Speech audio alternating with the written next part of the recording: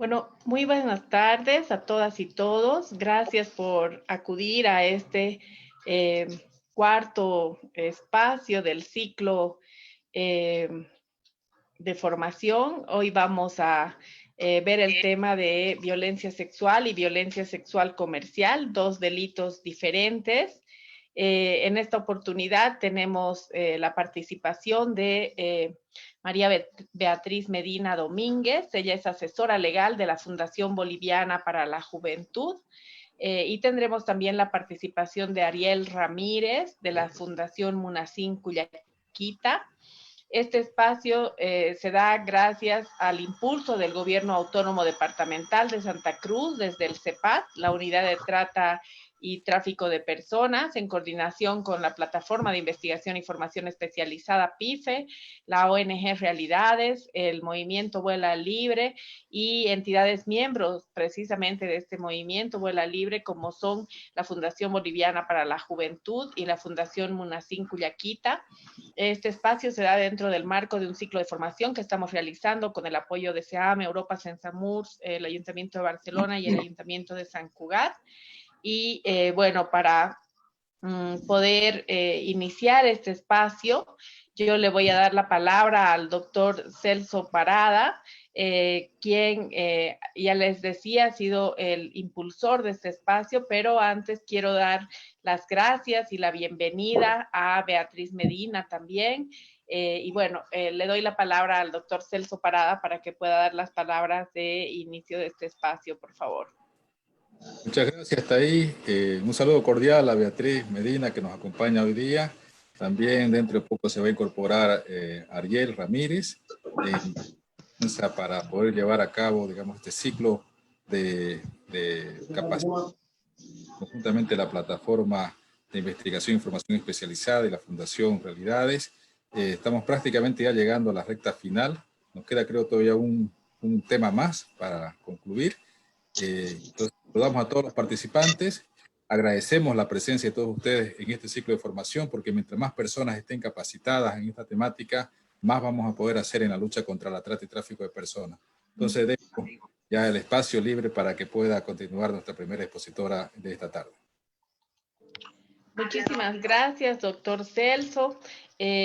Para nosotros, desde la ONG Realidades, es un gusto poder compartir estos espacios con varios miembros del movimiento Vuela Libre. En esta oportunidad tenemos el gusto de poder compartir este espacio con Beatriz Medina. Ella es abogada de profesión con más de 15 años de experiencia laboral en materia administrativa, atención de procesos sumarios y judiciales, con estudios en gobernabilidad, gestión pública, educación superior y constitucional. Trabajó desarrollando un comprometido trabajo en el ámbito de derechos humanos con las poblaciones vulnerables.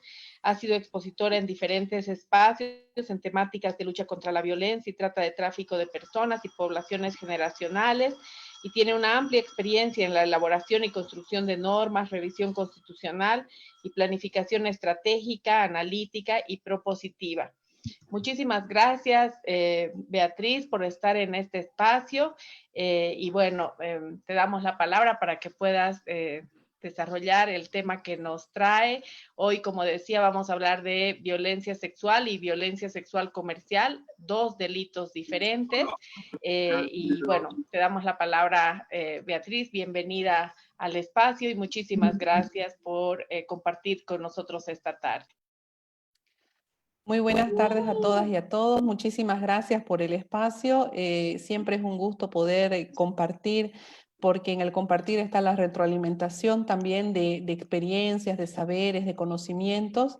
Y la lucha contra la trata y tráfico pues es de todos los días, los conocimientos también es de todos los días.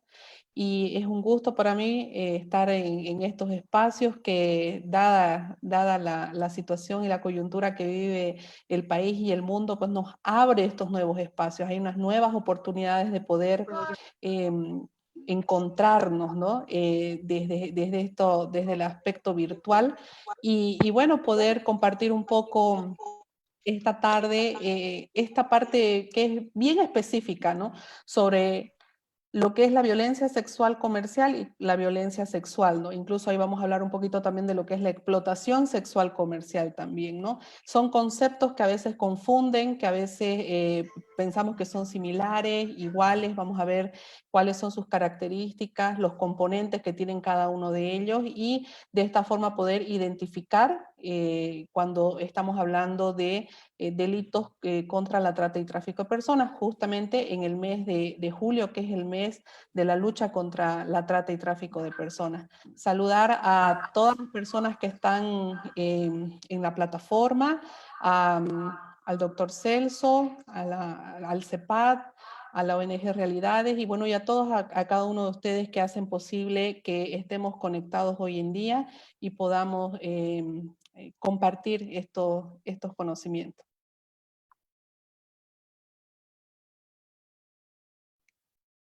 Empiezo directamente entonces con las diapositivas. Vamos. Bien, perdón. Se ven, ¿no? Adelante.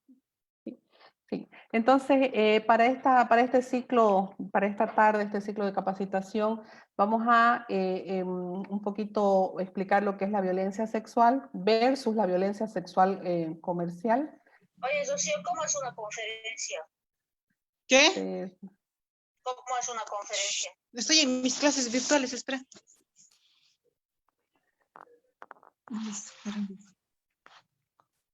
¿El qué? ¿Por qué tengo que hablar? Habría que Oye, sugerir a oye, los participantes que silencien sus micrófonos de ahí, por favor.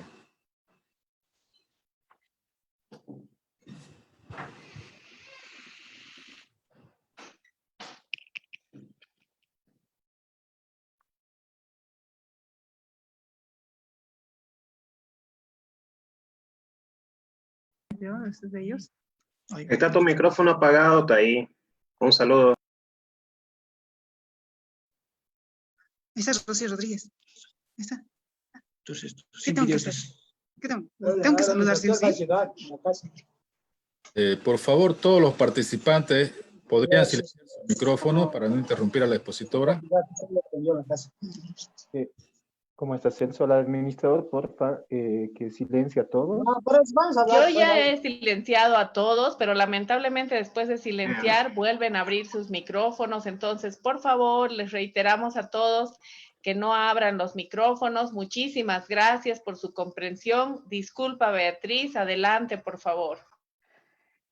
Se entiende perfectamente muchas personas, incluida yo, no estamos todavía con la tecnología, pero vamos a ir avanzando en esta tarde y de acuerdo a lo que se había visto en la invitación, los dos delitos que son totalmente diferentes, lo que es la violencia sexual y la violencia sexual comercial, vamos a ver las diferencias, las similitudes, cómo identificarlas, ¿no? Primeramente, vamos a ver qué es la violencia con un simple concepto. El concepto que ustedes pueden encontrar en cualquier diccionario, en Wikipedia, ¿no? Que es el uso de la fuerza para conseguir un fin, especialmente para dominar a alguien o imponer algo. Si ustedes se fijan, las partes que están con rojito, justamente, son las partes que hay que saber resaltar, ¿no? Porque la violencia es el uso de la fuerza que tiene como fin el dominar o imponer alguna situación, ¿no? La violencia sexual, en este caso, es el acto de coacción o amenaza hacia una persona con el objetivo de que lleve a cabo una determinada conducta sexual. También incluyen aquí los comentarios o insinuaciones sexuales no deseadas o las acciones para comercializar o utilizar de cualquier otro modo la sexualidad de una persona mediante coacción para la relación de esta con la víctima en cualquier ámbito, incluidos el hogar o el lugar de trabajo, ¿no? Y esa es una característica que nosotros vamos a ver en la medida que vayamos avanzando con las diapositivas, la diferencia que hay entre lo que es violencia sexual comercial y lo que es violencia sexual. Las tipificaciones en el Código Penal, que es donde están toda nuestra norma sustantiva y nos delimitan cuáles son las acciones antijurídicas que toda persona puede cometer. Y estamos hablando que en el Código Penal tenemos 4 capítulos, ¿no?, que tienen que ver con delitos contra la libertad sexual. Y eso nos tiene que llamar a nosotros la reflexión y un poco hacer un análisis, ¿no? Prácticamente tenemos 4 capítulos relacionados a la libertad sexual. Y dentro de la construcción de la norma, cuando el Estado o cuando la sociedad necesita reglamentarse, es porque hay vacíos, es porque hay situaciones que no permiten la armonía y la paz en la sociedad. ¿Qué quiere decir esto? Que mientras más nos reglamentemos, quiere decir que somos más desordenados, que no podemos vivir en armonía, sin necesidad de una reglamentación jurídica. Y aquí está la prueba, ¿no? Tenemos 4 capítulos destinados a lo que son las libertades, los delitos contra la libertad sexual en el Código Penal. Y vamos a ir nombrándolos enunciativamente uno por uno y vamos a aterrizar en lo que es violencia sexual comercial. Tenemos el capítulo 1, donde habla de la violación, el estupro y el abuso deshonesto. Tenemos el delito de violación, violación de infante, niño, niña, adolescente, violación en estado de inconsciencia, estupro, sus agravantes, abuso sexual, actos sexuales abusivos, padecimientos sexuales, acoso sexual. Todos estos, incluso estos delitos que en alguna u otra forma pueden o a veces se relacionan con lo que es violencia sexual comercial. Hay una moto por ahí, con los que se relacionan con violencia sexual comercial. Entonces, al momento de tipificar, al momento de sancionar, es donde se tiene que tener bastante cuidado para poder, para no caer más bien en otros delitos y aminorar las penas. El capítulo 2 nos habla del rapto. Está el rapto impropio, el rapto con mira matrimonial y sus atenuantes. El capítulo 3, que es donde encontramos el delito tipificado como violencia sexual comercial, que recién a partir del año 2012, a través de la ley 263 integral contra la trata y tráfico de personas, se hace la modificación y se incursiona dentro del que es el Código Penal. Tenemos también el corrupción de niño, niña, adolescente, corrupción agravada, corrupción de mayores, proxenetismo, tráfico de personas, revelación de identidad de víctimas, testigos o denunciantes, que igual tiene una normativa específica para ello. Y el capítulo 4, que nos habla de los ultrajes al pudor público, con los actos obscenos, la pornografía, publicaciones y espectáculos obscenos, y lo que es las disposiciones comunes, ¿no? Entonces, ya entrando, viendo que tenemos un sinfín, un abanico de tipificaciones que nos dan contra la libertad sexual, y dentro de ellos, el día de hoy vamos a tocar lo que es violencia sexual comercial. Vamos a hacer una diferenciación, lo que es violencia sexual y violencia sexual comercial, primeramente. Violencia sexual es un tipo de violencia señalado en la ley 348, que es la ley integral para garantizar a las mujeres una vida libre de violencia. Esto está señalado en el artículo 7, numeral 7, ¿no? Entonces tenemos que entender que violencia sexual es una forma de violencia de la ley integral para garantizar a las mujeres una vida libre de violencia. Y lo que es violencia sexual comercial es un delito tipificado en el Código Penal, en su artículo 322, que ha sido insertado a través de la ley 263, que es la ley integral contra la trata y tráfico de personas, desde el año 2012, ¿no? El concepto de violencia sexual, que está también en este artículo, en el artículo 7 de la ley integral, la 348, nos indica que es toda conducta que ponga en riesgo la autodeterminación sexual, tanto en el acto sexual como en toda forma de contacto o acceso carnal, genital o no genital, que amenace, vulnere o restrinja el derecho al ejercicio a una vida sexual libre, segura, efectiva y plena, con autonomía y libertad sexual de la mujer, que es muy diferente al concepto de violencia sexual comercial que está tipificado en el artículo 322 de nuestro Código Penal, que nos dice: quien pagare en dinero o especie, y las partes rojitas son las que quisiera que poder resaltar, directamente a un niño, niña o adolescente o a tercera persona para mantener cualquier tipo de actividad sexual, erótica o pornográfica con un niño, niña y adolescente para la satisfacción de sus intereses o deseos sexuales, será sancionado con privación de libertad de 8 a 12 años. Entonces, si ustedes ahí, de acuerdo a lo que estamos mirando en la pantalla, ustedes pueden ver que son los conceptos diferentes, ¿no? Que el concepto de violencia sexual comercial tiene que ver con el ofrecimiento de un pago de un dinero en especie, ya sea a una tercera persona o también puede ser a un niño, niña o adolescente, ¿no? Para mantener cualquier tipo de actividad sexual. También lo vamos a ir desarrollando un poco más adelante. La violencia sexual, la víctima puede ser una mujer, puede ser un varón, puede ser mayor o menor de edad. En cambio, en la violencia sexual comercial, la víctima siempre va a ser una niña, un niño, un adolescente. El sujeto activo, en este caso de la violencia sexual, puede ser una mujer, puede ser un varón, puede ser también mayor o menor de edad. En la violencia sexual comercial, el sujeto activo es un cliente. Y aquí es bastante importante resaltar esta parte.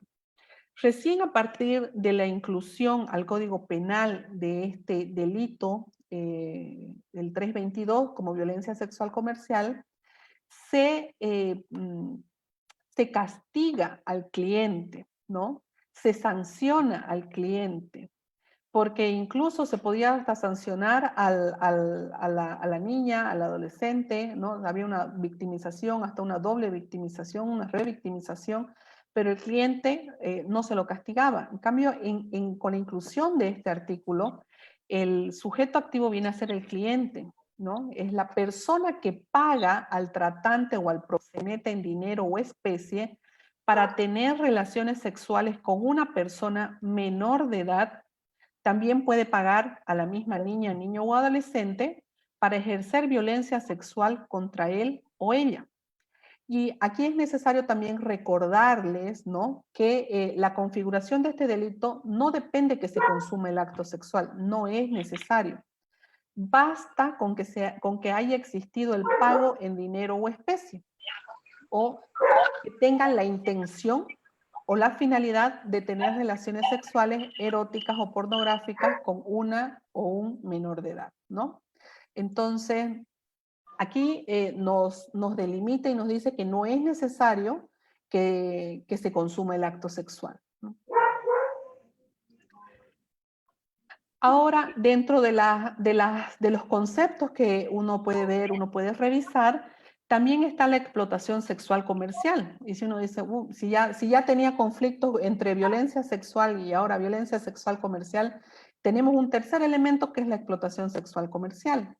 Pero esto va muy ligado a la misma ley 263, porque la explotación sexual comercial es uno de los fines de la trata de personas que está señalado en el numeral 6, ¿no?, del artículo 34, que se inserta al Código Penal a través del artículo 281 bis, con trata de personas.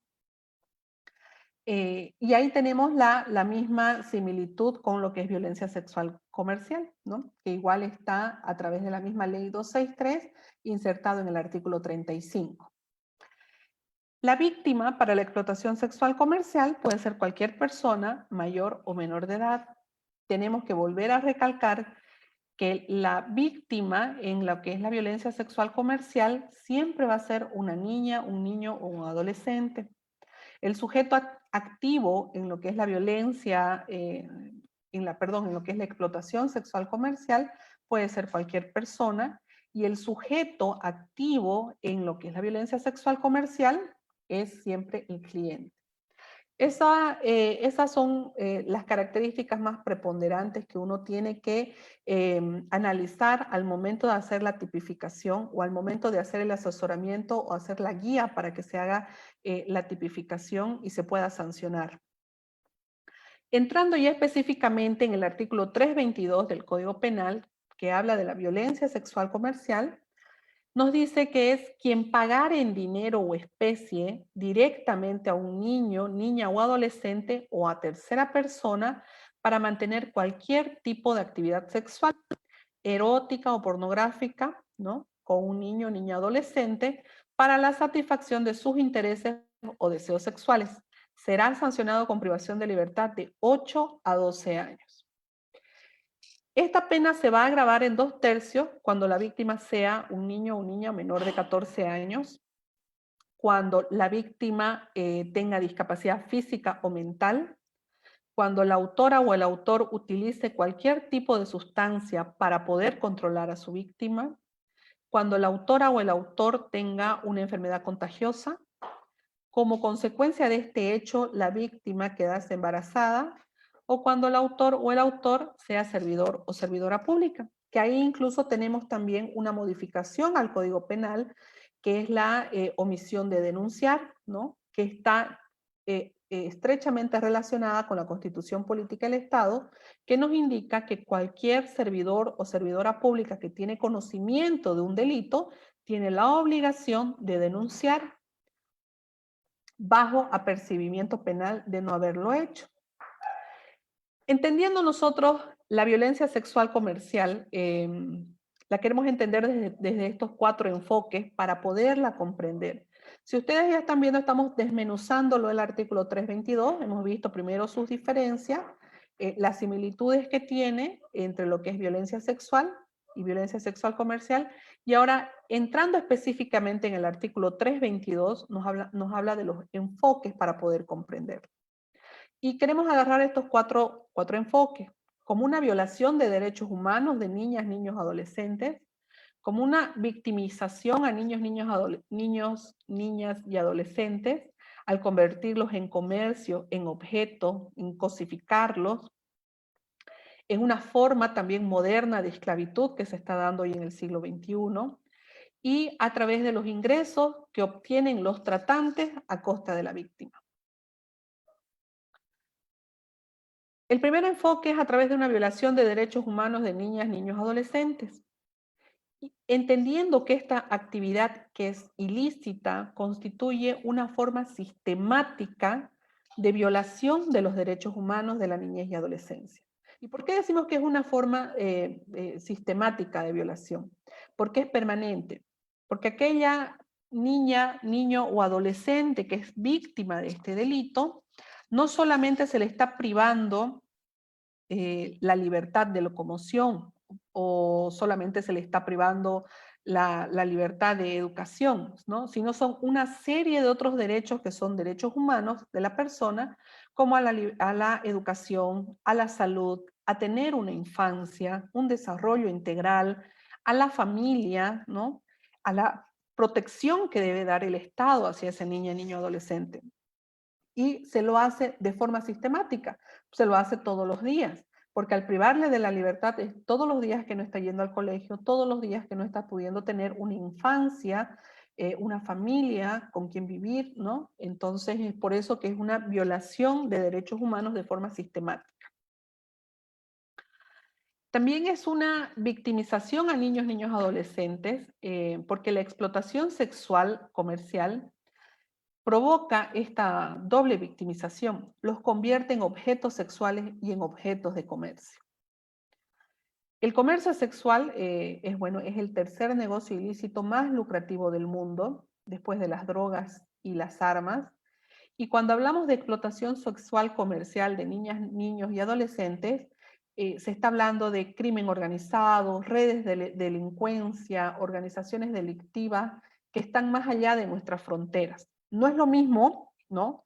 Y ahí se hace la diferencia hablar de abuso sexual o de violencia intrafamiliar o de violencia sexual con violencia sexual comercial.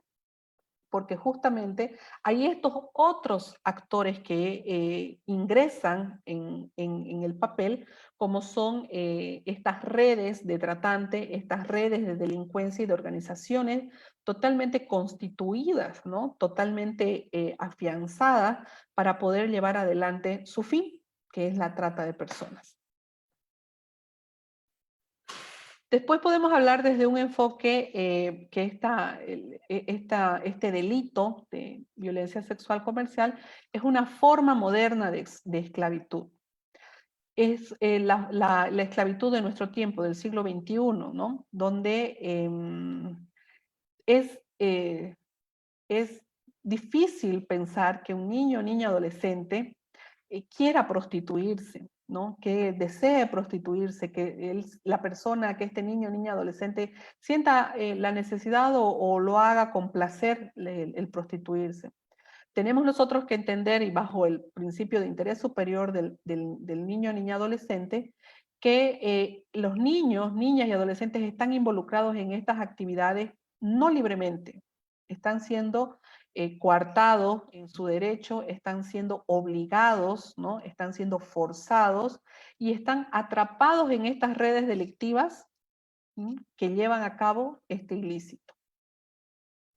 Es por ello que se puede afirmar, ¿no?, incluso desde la Organización Internacional del Trabajo, que la explotación sexual comercial infantil es una de las formas modernas de esclavitud hoy en día en el mundo entero.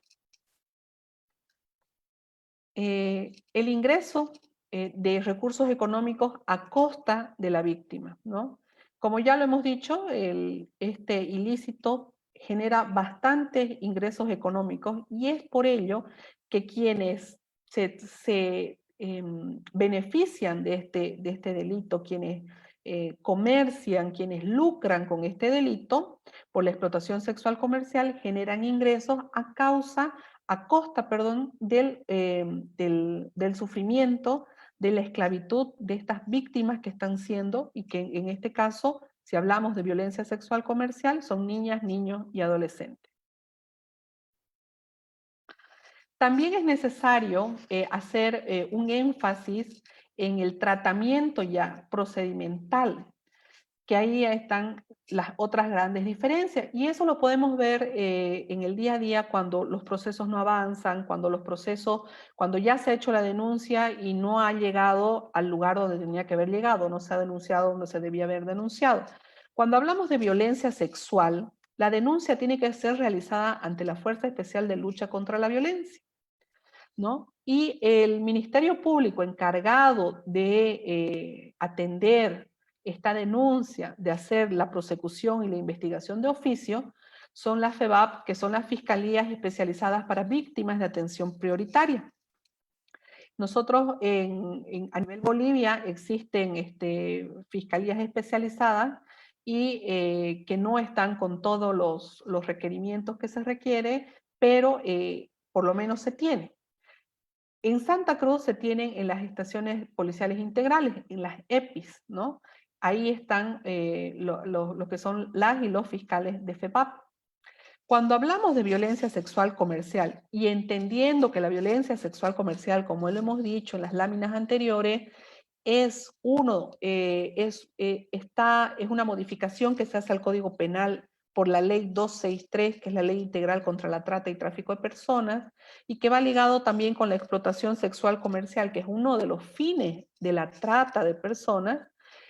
La denuncia se tiene que hacer ante la FELCC, la Fuerza Especial de Lucha contra el Crimen, ante la División de Trata y Tráfico de Personas.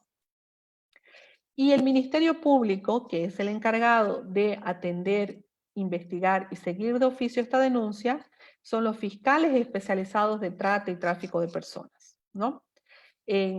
Para el departamento de Santa Cruz tenemos un fiscal especializado, una fiscal, perdón, especializada en trata y tráfico, y es por eso que muchas veces, y las personas que lamentablemente tienen que hacer la prosecución de su trámite ante estas instancias, se ven coartados en su derecho, se ven acongojados, se ven angustiados, si ustedes lo quieren poner, porque la denuncia no fue bien dirigida, no se identificó plenamente las características, víctimas, sujetos activos, elementos constitutivos del delito, para poder hacer una plena y cabal identificación del delito llevarla a la denuncia ante la instancia que corresponda, ¿no?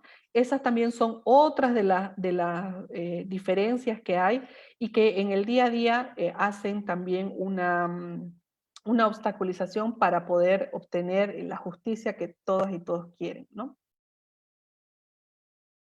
Por último, la apatía debe acabar con cada uno de nosotros, porque no solamente se tiene lo que es la violencia sexual comercial dentro de lo que son los fines, ¿no?, de la trata, sino también está el turismo sexual, la pornografía infantil, los espectáculos obscenos, sexuales, ¿no?, la explotación sexual comercial propiamente dicha.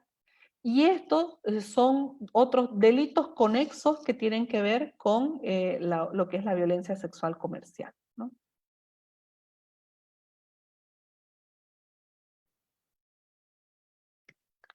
Esa sería la primera parte para poder hacer la identificación de lo que es la violencia sexual con la violencia sexual comercial como dos delitos diferentes en distintas áreas, ¿no? En distintos ordenamientos jurídicos incluso.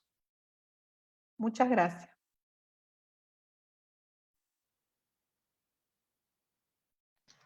Muchas gracias, Beatriz. Por favor, si puede dejar de compartir la pantalla. Ya está, ¿no? Muchísimas gracias, estimada Beatriz. Vamos a pedirles, por favor, a todos que aguarden con sus preguntas hasta después de la siguiente exposición. Por favor, no sé si se encuentra Ariel ya en línea. Está, ¿no?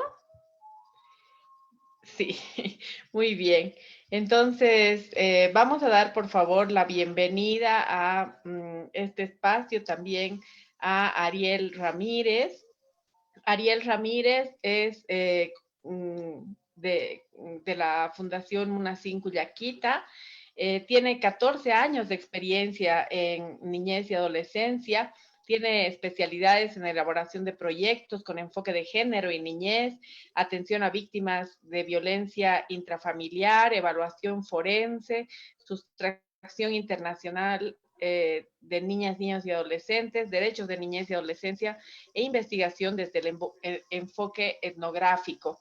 Ariel representa la Fundación Munacín Cuyaquita y bueno, desde la ONG Realidades estamos, así como estamos agradecidos con Beatriz Medina, estamos muy agradecidos con Ariel Ramírez Quiroga, que nos acompaña hoy día y de quien aprendemos mucho, siempre sobre todo lo relacionado al tema de trata, tráfico de personas y delitos conexos, ¿no?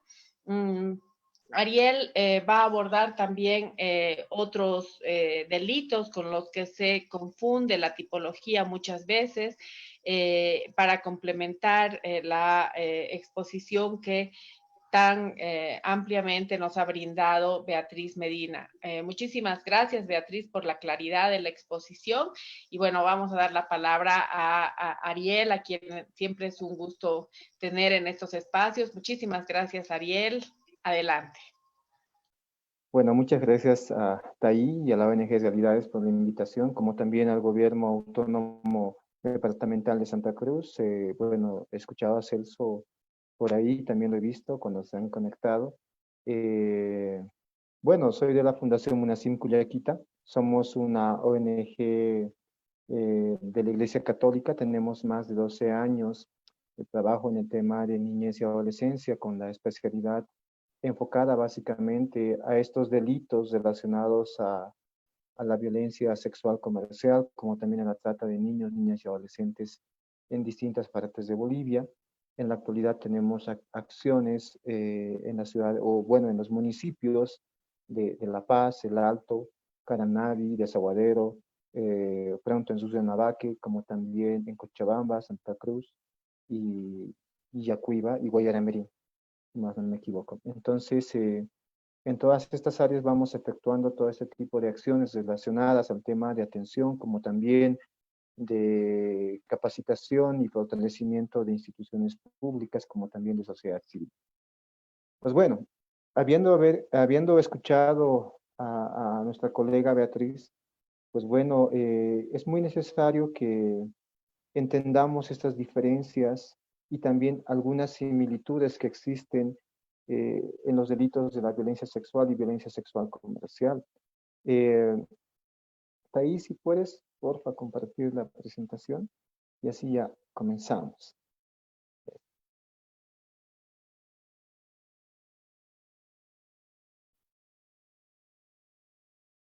Ya se ve en pantalla, ¿no? Sí, ahora solamente resta ampliarla nada más.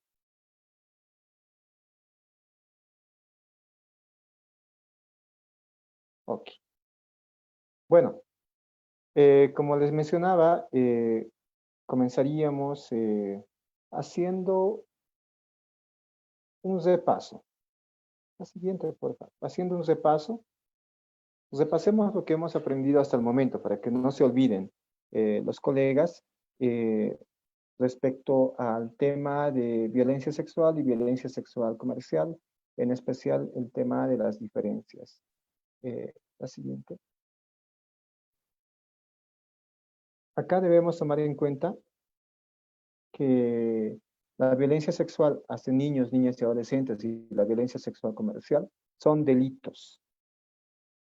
No son faltas administrativas ni nada por el estilo. Son delitos y están tipificados por el Código Penal. Y al ser delitos, no pueden ser conciliados. Porque muchas veces hemos visto hace muchos años que por justicia comunitaria o ante todo en áreas rurales, efectuaban estas prácticas de conciliación, donde a los agresores sexuales básicamente se les daba trabajo comunitario cuando incurrían en un delito, por ejemplo, de violación hacia un niño, niña o adolescente, ¿no? En este sentido, mediante la ley de deslinde que se ha aprobado por el anterior gobierno, se ha definido que este tipo de delitos son tipificados por el Código Penal y por ende no pueden ser conciliados en ninguna manera, ¿ya?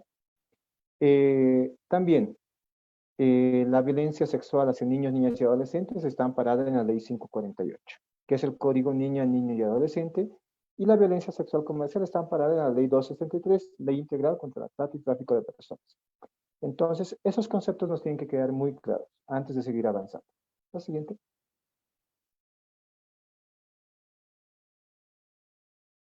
Luego, la violencia sexual hacia niños, niñas y adolescentes y la violencia sexual comercial, en ambos delitos no existe voluntariedad, en especial si son niños menores a 14 años, como establece el Código Penal, o no hay consentimiento.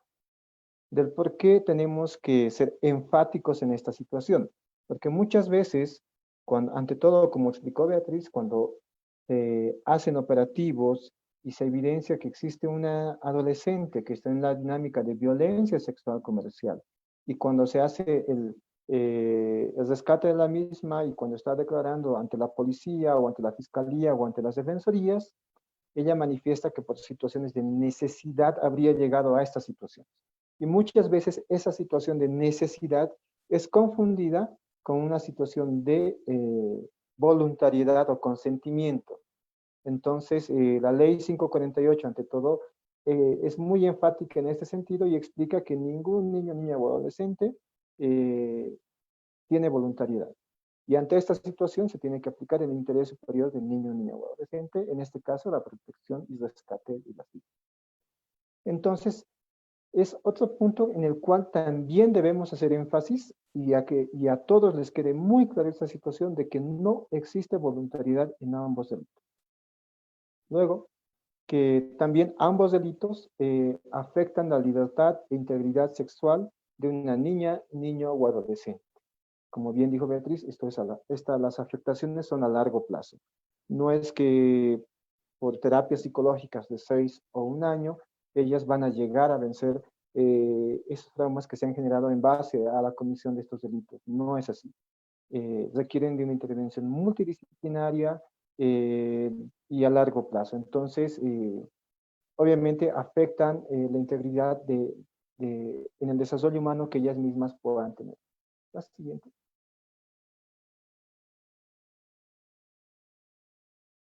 Luego, tenemos a la violencia sexual comercial. Bueno, la violencia sexual a niños, niñas y adolescentes. Bueno, es un acto sexual que generalmente, en el cual se incurre la penetración no consentida, ejercida mediante la coacción o mediante el uso de la fuerza. Y la violencia sexual comercial se sanciona básicamente el pago de cualquier actividad sexual. En ambos delitos son muy explícitos en esta situación. La violencia sexual hacia niños, niñas y adolescentes tiene una pena puede tener de 15 a 20 años y agravantes si son menores o infantes o se incurre lastimosamente en un infanticidio de hasta 30 años. Pero en la violencia sexual comercial, las penas van de 8 a 12 años. Y donde mayor confusión entre ambos delitos que existe en la actualidad desde los operadores de justicia, incluso también desde los mismos operadores de sociedad civil, están vinculados al delito de la violencia sexual comercial. Y no tanto así al delito de la violencia sexual, porque el delito de la violencia sexual, en la actualidad existen diversos protocolos, como también la actuación de los investigadores, como también de las defensorías, fiscalía, es muy clara y evidente. Pero cuando hablamos del delito de violencia sexual comercial, este delito no solamente es confundido en algunos momentos con un delito de violación, sino también es confundido con un delito de estupro o es confundido con un delito de corrupción de menores, como bien dijo Beatriz, donde no se llega a identificar básicamente al violentador sexual. Y este queda en absoluta impunidad. ¿A qué me refiero con esta situación? Les voy a dar un simple ejemplo de que nosotros hemos atendido. Un operativo que se realiza en una ciudad determinada, donde ingresan a un bar e identifican a varias adolescentes consumiendo bebidas alcohólicas junto con adultos. En este contexto ingresa la policía junto con las defensorías de la niñez y adolescencia y la fiscalía. Y solamente en ese caso, por ejemplo, investigaron el hecho de que las adolescentes estaban consumiendo bebidas alcohólicas con adultos y que los adultos estaban corrompiendo a las adolescentes al consumo de bebidas alcohólicas. Y no se ha hecho una investigación más profunda. Ya cuando nosotros intervenimos en este caso, vamos evidenciando que en este local de consumo de bebidas alcohólicas, atrás del aparador donde existía la venta de bebidas alcohólicas existían habitaciones, como también existía la venta de condones dentro de este mismo espacio. Entonces, evidentemente, incluso había una lista de personas que habrían pagado bueno, eso no se determinó por qué actividad pagaron, pero habrían pagado y tenían fichas, ¿no? Obviamente ya incurriendo en deducciones, ellos eran clientes y estaban pagando por una actividad sexual con las adolescentes o estaban pagando solamente por el hecho de que las adolescentes les acompañen al consumo de bebidas alcohólicas para luego tener actividades sexuales con ellos. Entonces, como bien dijo mi colega anteriormente, el hecho de haber pagado ya es sancionado en el delito de violencia sexual comercial. Y en el operativo, si hubiesen hecho todo el levantamiento de evidencias de manera adecuada, varios de esas personas que estaban consumiendo bebidas alcohólicas con los adolescentes, hoy en día deberían estar imputados por un delito de violencia sexual comercial.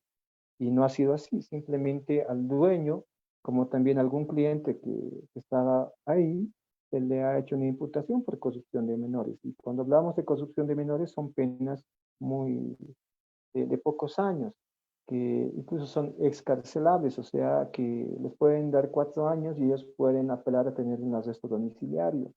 Entonces, o son confundidos por un delito de estupro cuando encuentran a un adulto con un adolescente de 16 años en un alojamiento y obviamente el adolescente hace referencia a que este adulto de 21 años es su pareja, entonces ya efectúan una investigación por estupro y no así por violencia sexual comercial.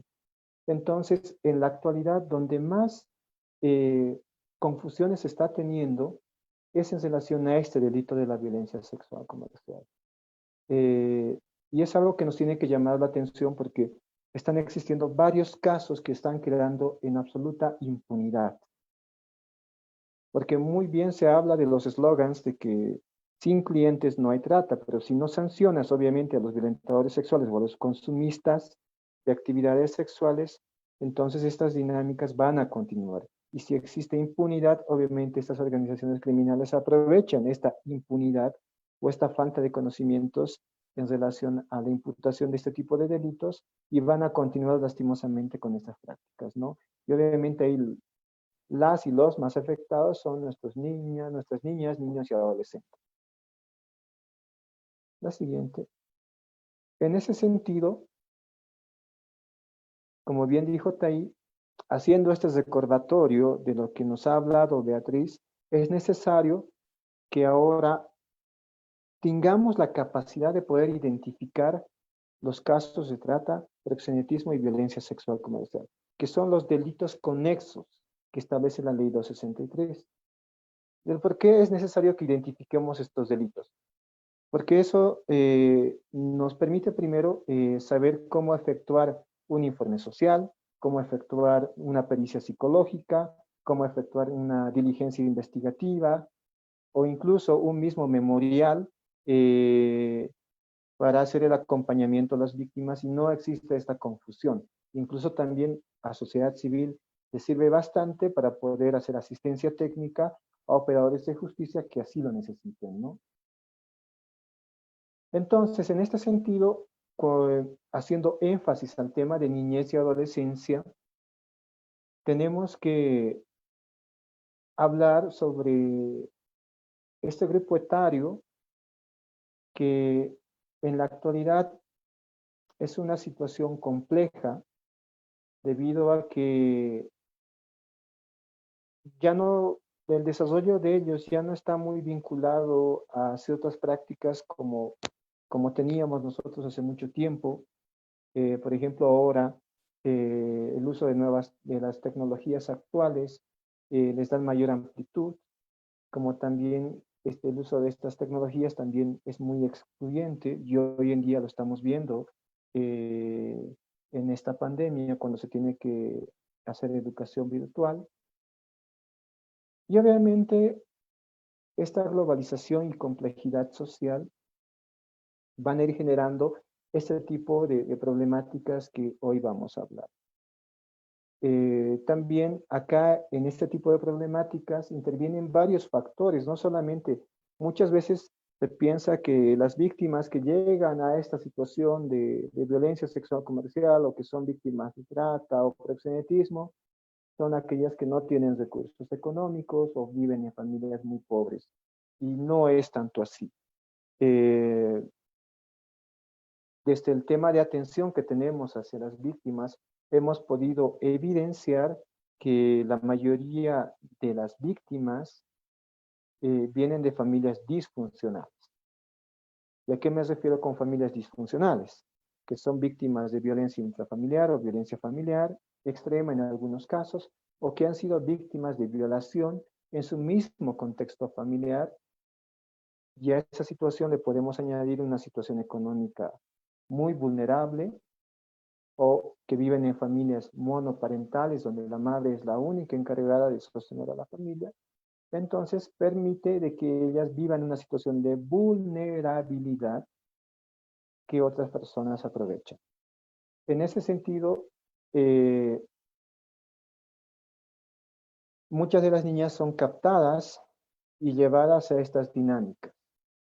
La siguiente, por favor. Entonces, ahí corroboramos de que las niñas que llegan a esta situación no llegan por su voluntad propia, llegan por un contexto que las expulsa e impulsa a que ingresen a estas dinámicas. Ninguna de ellas porque desee va a llegar a estas situaciones, sino lastimosamente es todo este contexto del cual les he hablado que genera de que ellas sean unas víctimas fáciles de captar y de, ante todo, también de convencer de que ingresen en estas dinámicas. La siguiente.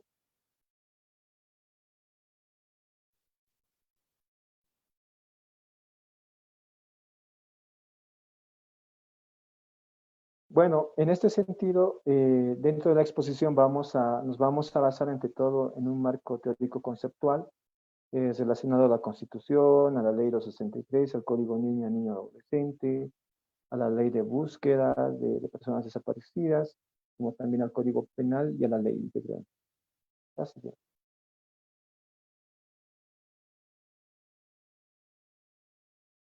Bueno, ¿cuáles son los factores para que nuestros niños, niñas y adolescentes lleguen a estas dinámicas del comercio sexual? Como les había mencionado, estos son los que hemos ido evidenciando hasta el momento, que es la falta de ingresos económicos de la población, dentro de uno de los factores, las dinámicas familiares disfuncionales, la falta de reconocimiento de la niñez y adolescencia en relación al tema de medidas adultocentristas. La mayoría de las normativas, una de ellas la Ley 548, ha carecido de la participación de niños, niñas y adolescentes y ha sido una medida netamente adultocentrista que en 4 paredes se ha resuelto el que se efectúe y miren, ya a varios años de implementación se han evidenciado varias falencias como también con la Ley 263. También existe la migración de las áreas rurales a las ciudades, como también la migración hoy en día que Bolivia está sufriendo de población venezolana hacia Bolivia, que también genera bastantes vulnerabilidades, como también posibles víctimas en estos delitos. También hemos evidenciado que hay una poca coordinación desde el Estado central con gobernaciones y municipios. ¿Esto en qué sentido? Tanto en el tema del plan de la niñez, como también en el plan de lucha contra la trata y tráfico de personas. En ambas políticas no existe coordinación adecuada. Cada instancia, sea nacional o subnacional, ha ido efectuando sus propios planes. Y a la fecha, por ejemplo, acá en la ciudad de La Paz, que es la sede de gobierno, tenemos un departamento que aún no tiene un plan socializado en el tema de trata. Aún sociedad civil no es parte activa del Consejo Departamental, como ejemplo simplemente, por no mencionar a otros departamentos de los cuales también, con los cuales también hemos ido efectuando asesorías técnicas. Entonces, obviamente, esta situación va a generar la impunidad de estos delitos y su práctica, ¿no? La siguiente. Luego, tenemos este otro aspecto que es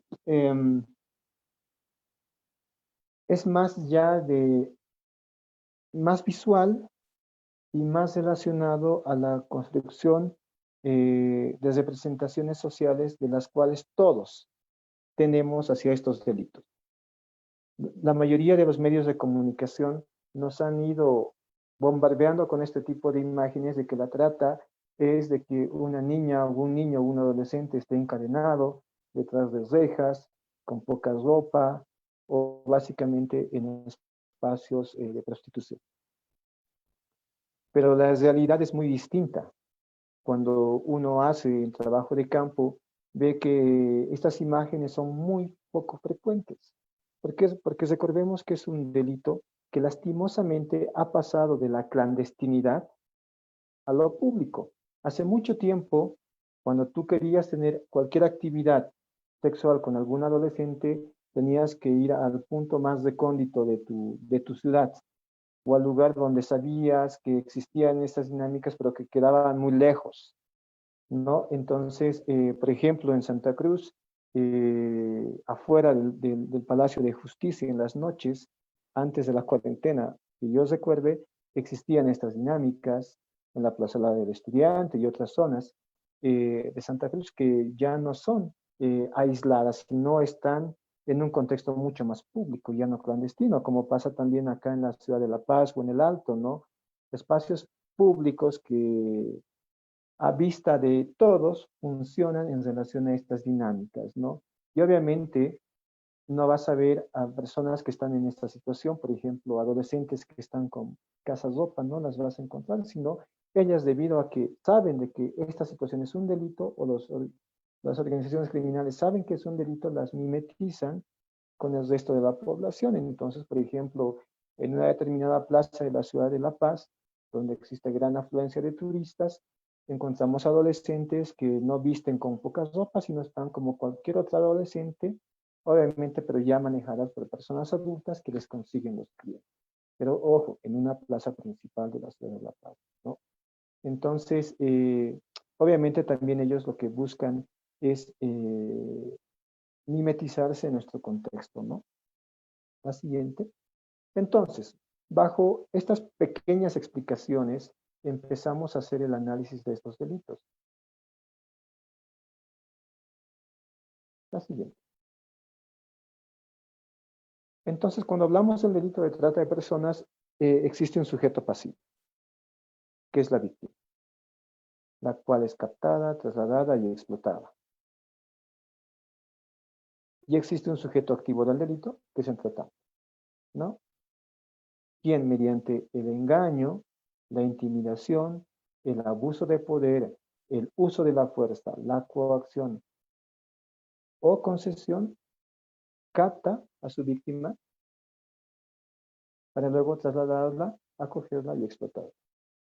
En la práctica hemos visto que el tratante no es aquel que efectúa todas estas actividades, o sea, de que él la capta, él mismo la traslada, él mismo la acoge y luego él mismo la explota. Esa práctica no la hemos visto.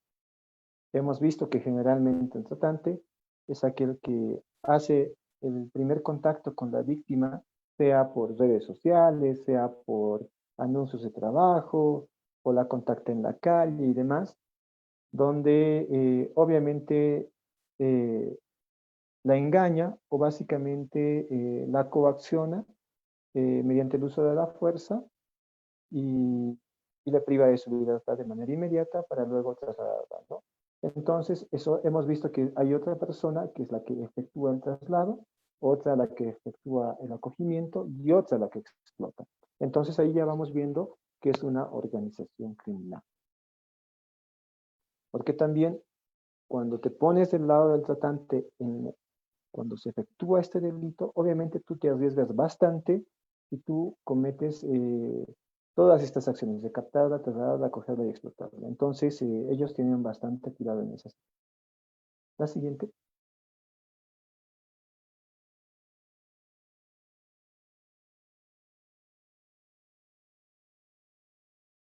Entonces, recordemos esto para que les quede muy en claro. Es un delito hacia la persona, hacia el individuo. ¿Ya?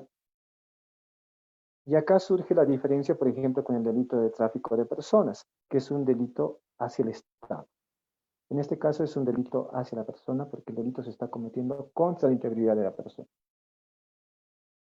¿Cuál es su finalidad? El de explotar a la persona para conseguir recursos económicos. El tratante puede trasladar a la persona dentro y fuera del país. Ojo, porque muchas veces cuando este tratante traslada fuera del país a la persona se confunde con el delito de tráfico ilícito de migrantes. Y cuando hablamos del tráfico ilícito de migrantes, no nos olvidemos que en ese delito existe consentimiento. O sea que es la misma persona que solicita al traficante que le traslade hacia otro país. ¿Ya? En este delito no existe consentimiento. Es contra la voluntad de la persona. También la víctima es privada de su libertad. con la finalidad obviamente de que no escape, ¿por qué se la lleva a otra región? ¿Y por qué no se la explota en el mismo municipio o en el mismo departamento? Porque la intención de estas organizaciones criminales es de generar sentimientos de indefensión, o sea, que la víctima no se sienta defendida. ¿Y cómo van a conseguir esa situación? Llevándola a un contexto que ella no conoce. Y la privación de libertad no solamente está relacionada a que la encierren, sino también está relacionada, por ejemplo, a que le quiten sus documentos, su carnet de identidad, su pasaporte, etcétera, que no le permita movilizarse de manera libre, ¿me entienden? Así. Entonces pasamos a la siguiente. Y acá hablamos ya del delito de tráfico de personas. El sujeto pasivo es la víctima, la que es trasladada irregularmente. El sujeto activo del delito es el traficante, quien promueve, favorece y facilita el traslado de una persona hacia otro país. Y obviamente el traficante efectúa el traslado irregular. ¿Ya? ¿Cuándo se da el traslado?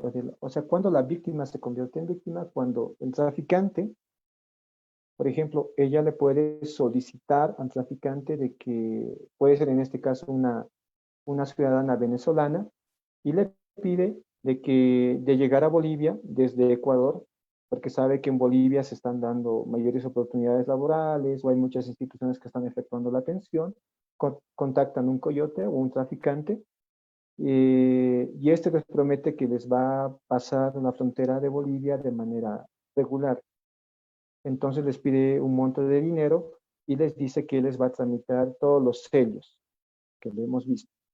Entonces el traficante llega al desaguadero, les pide los documentos a ellos y después de unos minutos aparece con las boletas selladas de ingreso hacia Bolivia, pese a que las víctimas no tenían todos los documentos, pero ya ingresan con los sellos. Hemos visto que esos traficantes en este lugar de desaguadero utilizan, o sea, cualquier sello lo hacen hacer, puede ser en cualquier lugar, hacen sellos de goma, utilizan un mismo formato que tiene migraciones y obviamente como la víctima confía en el traficante, ellos ingresan ya supuestamente para ellos de manera irregular, pero en realidad han ingresado de manera irregular siendo engañados, ¿no? La siguiente. Es un delito contra el Estado, como les mencioné. No es un delito hacia la persona, porque el delito del paso irregular se está cometiendo contra el Estado. Tiene como única finalidad el traslado irregular de la persona.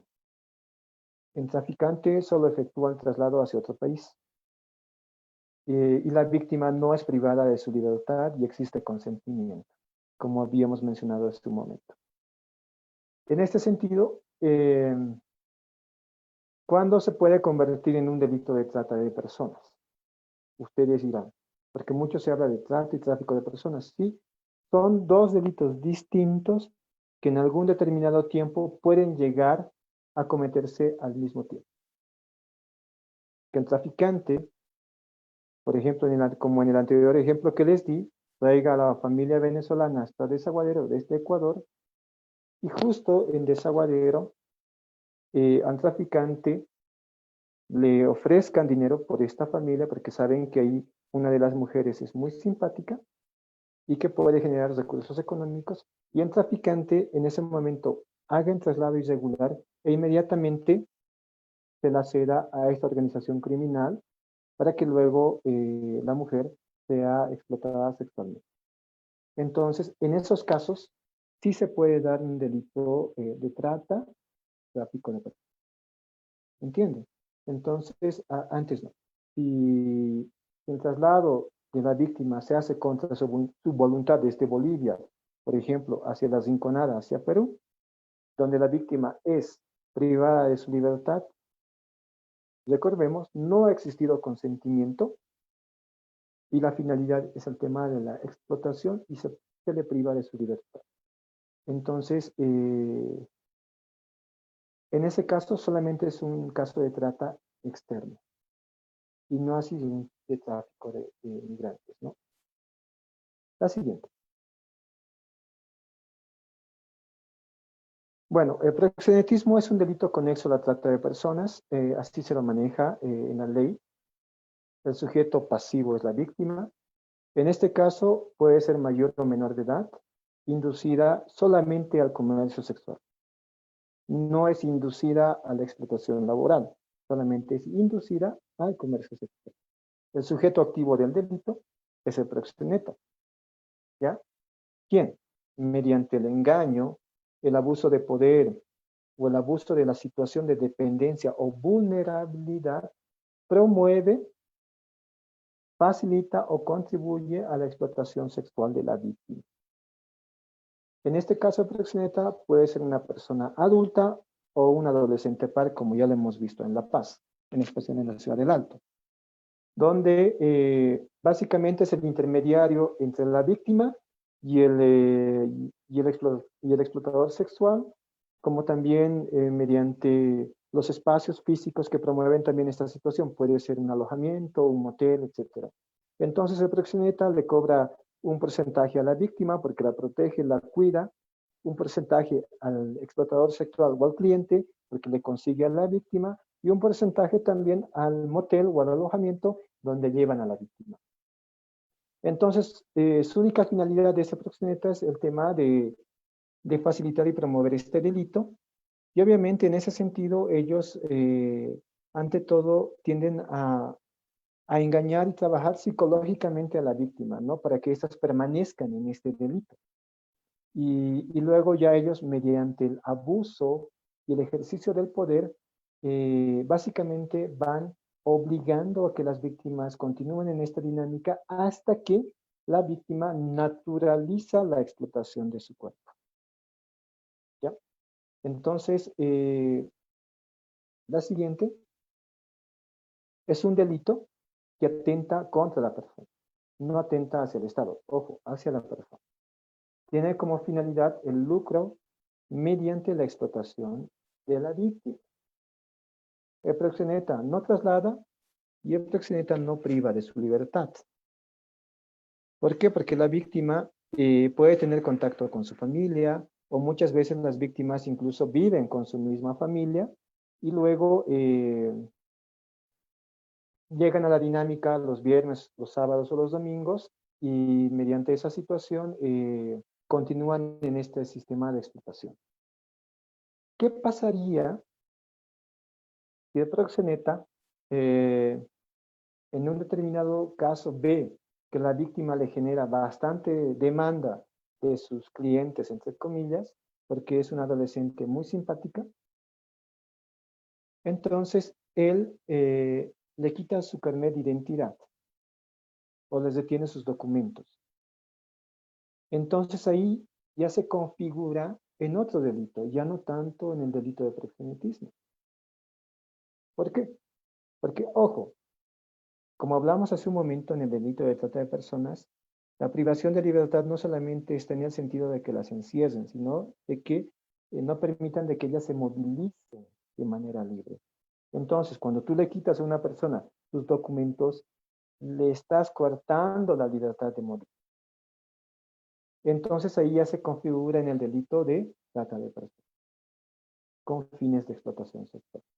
O si el proxeneta, como les mencioné hace un momento, ve que es un negocio redondo, la adolescente a la cual él maneja, y decide trasladarla a otro espacio y cedérsela a otro proxeneta, y del cual recibe una comisión, está cometiendo ya otro delito relacionado al tema de trata de personas.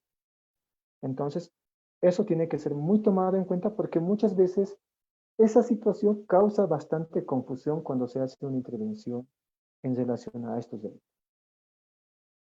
Entonces pasamos al delito de la violencia sexual comercial.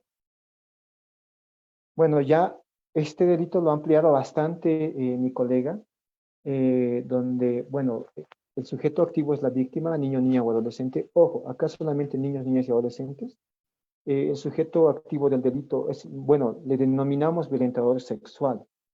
Y es aquel que mantiene cualquier actividad sexual erótica o pornográfica con con la víctima. También ese delito se da mediante el pago de dinero en especie o cobro de favores directa o indirectamente al niño, niña o adolescente. Entonces, como bien les mencioné hace un momento, es un delito que sanciona el pago. Y el pago puede ser de varias maneras. Puede ser en dinero, puede ser en especie, por ejemplo, que el violentador sexual vaya a una de estas plazas que les mencioné y le diga a la víctima, a cambio de cualquier actividad sexual te doy un celular. O a cambio de, en especial esto pasa con población en situación de calle, que por sobrevivir, muchas de las adolescentes, incluso hasta por comida, pueden llegar a esta situación. Entonces, ¿cómo también se puede dar mediante un intermediario? O sea, que el violentador sexual o el cliente, entre comillas, le ofrezca proxeneta o le pague dinero a proxeneta por la adolescente, ya está cometiendo el delito. ¿Me entienden? No solamente es el delito que le pague directamente al adolescente, sino también al intermediario. Entonces, en este sentido, es un delito, la siguiente es un delito que atenta contra la persona, obviamente en este caso contra un niño, niña o adolescente.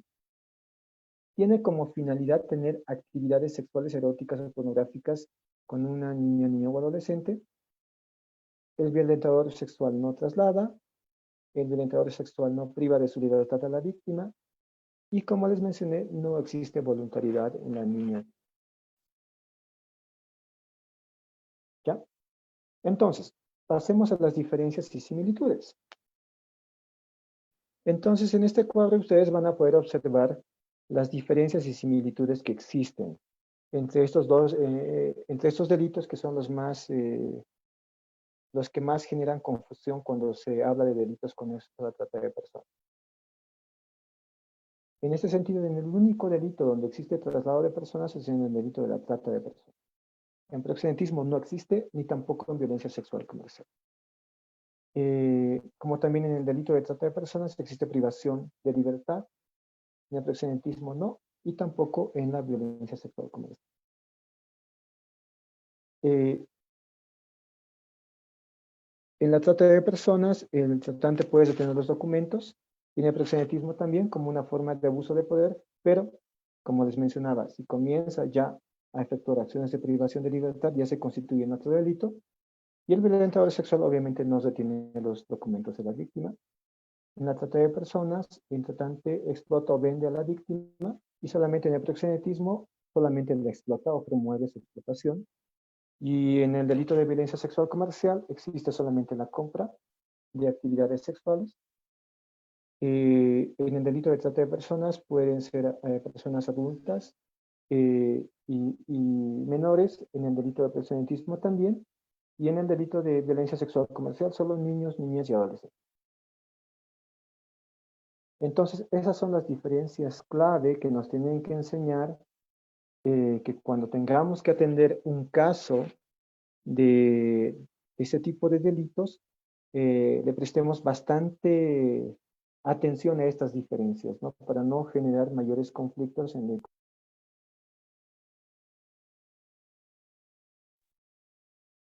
Ya, entonces pasamos a la siguiente, a determinar los factores multicausales. La siguiente, vámonos a la fotografía.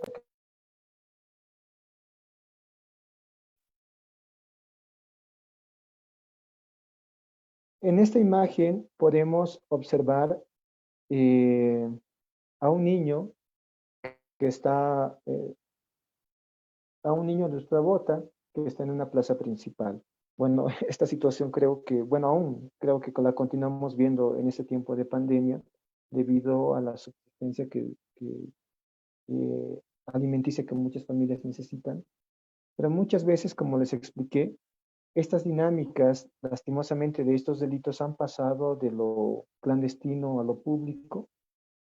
Y al igual que este niño, estos espacios de comercio sexual o de actividades sexuales se han trasladado a ámbitos públicos donde saben que van a encontrar clientes o futuros clientes.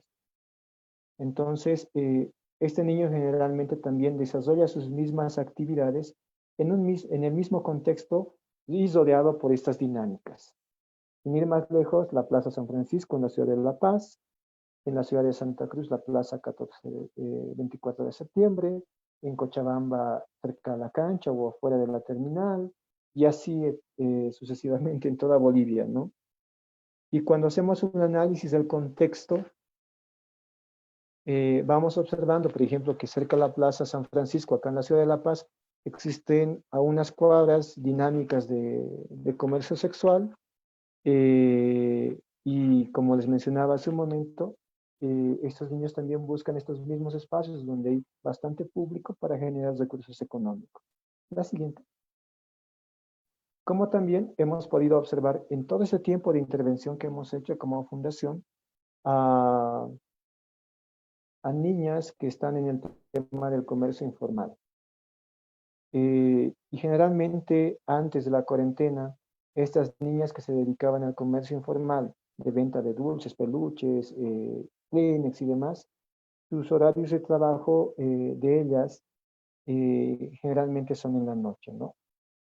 ¿Por qué en la noche?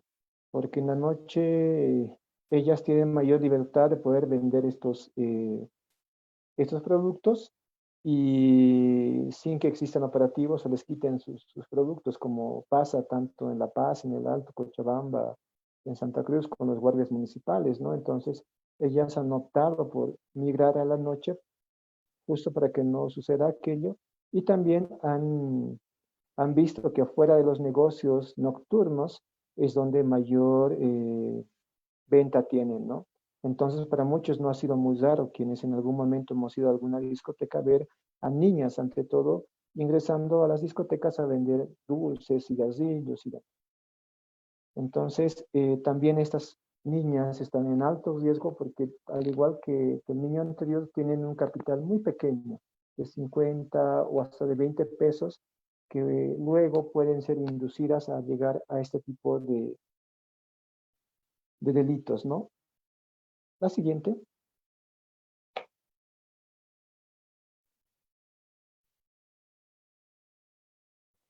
Luego en la siguiente imagen podemos también observar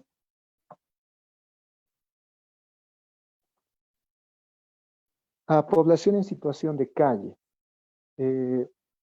Como les mencioné en la exposición, muchas veces esta población tiende a ingresar a estas dinámicas como forma de sobrevivencia. Y esa situación las coloca en alto riesgo porque incluso por un plato de comida pueden llegar ellas a tener actividades sexuales con adultos. Y si el adulto les pide, o bueno, les dice que les va a pagar más dinero por la actividad sexual y con el objetivo de no utilizar preservativos, entonces, desde la práctica en la fundación hemos tenido ya bastantes casos, incluso de niñas de 12 años que están en situación de calle, que tienen diagnósticos positivos de VIH, o niñas en situación de calle que han quedado embarazadas debido a que obviamente no han utilizado la protección necesaria. Entonces es una situación muy, muy real de Bolivia y que todos ustedes tienen que saber identificar. La siguiente. Y obviamente nosotros le llamamos población en alto riesgo a la siguiente imagen, que es una niña que está en el tema del comercio informal.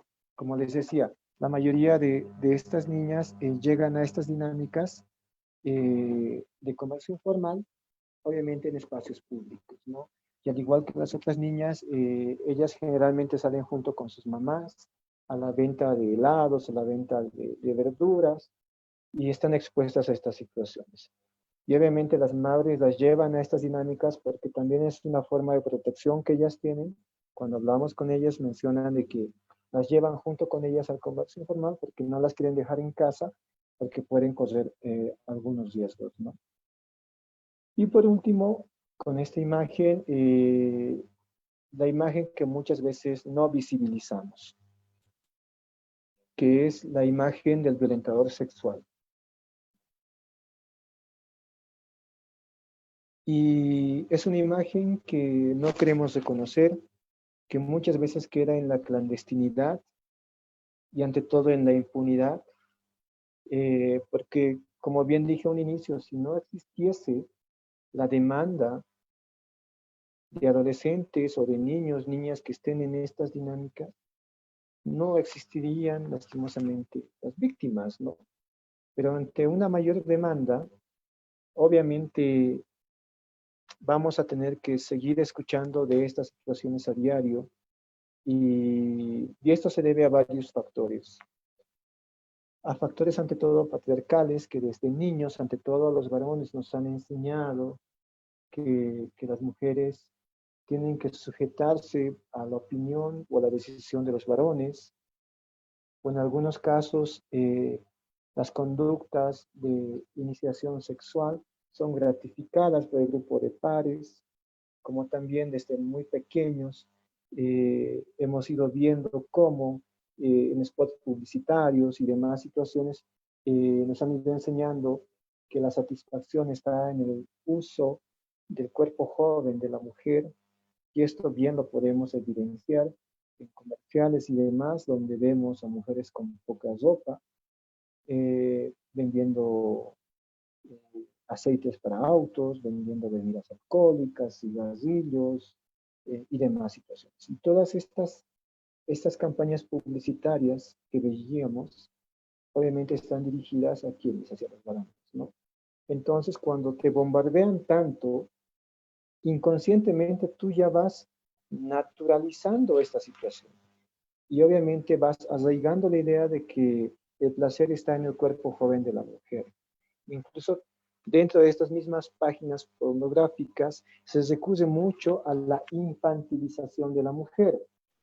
En una investigación que socializaremos la siguiente semana sobre el tema de explotación sexual en línea, hemos evidenciado que estas páginas de pornografía infantilizan el cuerpo de la mujer adulta con la finalidad de causar placer hacia aquella persona que está viendo, obviamente, este contenido, ¿no?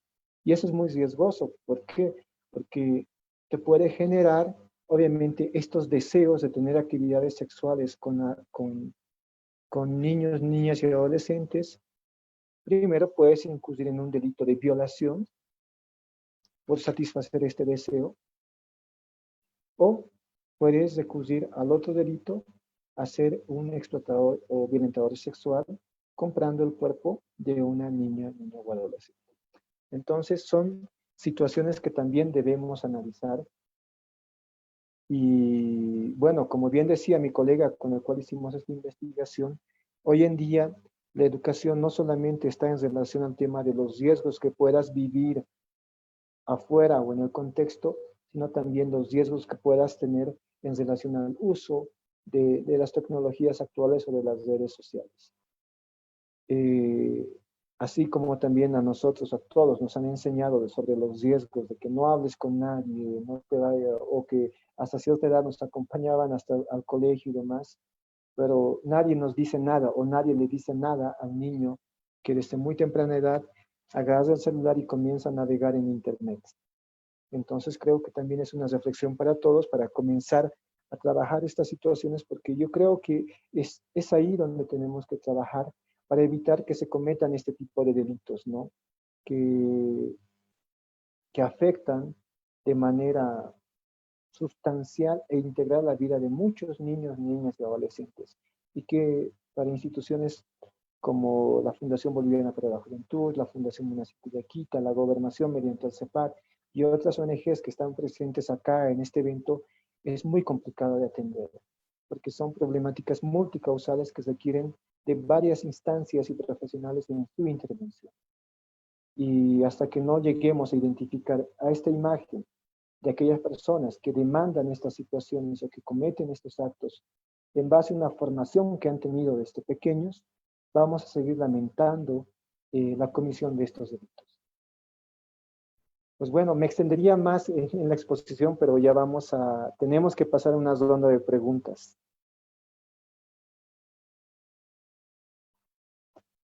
Bueno, Taí, para no hacerlo más largo, yo creo que pasamos a la ronda de preguntas y consultas, y creo que ahí vamos a poder aportar mucho más junto con Beatriz a las consultas que tengan todos los colegas que han estado presentes, tanto por el Facebook Live como también por el Zoom. Muchísimas gracias, estimado Ariel. Muy amplia la explicación, sin duda, y complementa bastante bien lo que Beatriz nos ha explicado. En primer lugar, quiero agradecerles a ambos por este espacio. Ya tenemos varias sesiones en las que se ha reiterado la pregunta de las diferencias entre los delitos y creo que hoy ha quedado bastante claro, ¿no? Vamos a ver qué preguntas están planteando en el Zoom primero.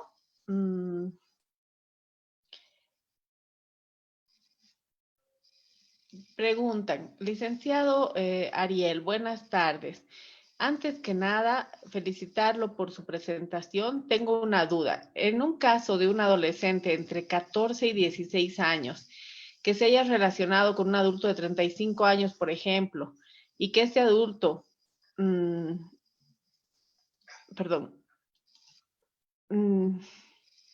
y que este adulto sea amigo de la familia del adolescente y sutilmente aprovechándose de la confianza de los padres de la menor, este se acerca sutilmente a ella, la seduce y además le ofrece crédito, dinero y hasta celulares para captar su atención, hasta mantener relaciones consentidas con ella. Esta figura sería estupro, pero si además de mantener relaciones sexuales con la adolescente, se le ofrece a sus amigos para que estos le hagan favores, ¿esta figura de estupro en qué se convierte? Es la pregunta que plantean.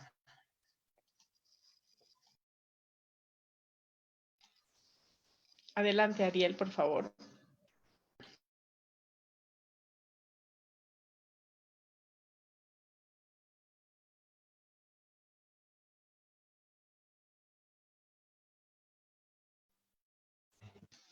Ahora sí, me tenías bloqueado. Con el audio. Bueno, no es una figura de estupro. Para empezar, como les mencioné hace un momento, si la persona aprovecha una situación de vulnerabilidad de la víctima, ya se convierte en un abuso de poder, en una forma de abuso. ¿Me entienden? Por ejemplo, en el ejemplo que el compañero da, es una persona que ya tiene 35 años y la víctima tiene 12.